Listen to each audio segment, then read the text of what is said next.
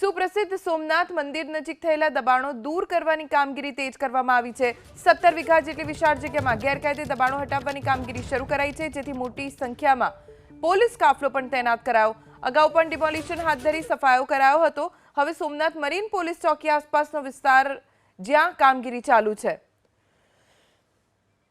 અમારા સંવાદદાતા દિલીપ પાસેથી વધુ જાણકારી પ્રાપ્ત કરીશું। દિલીપ, અત્યારે શું કાર્યવાહી અને કયા કયા વિસ્તારમાં કાર્યવાહી?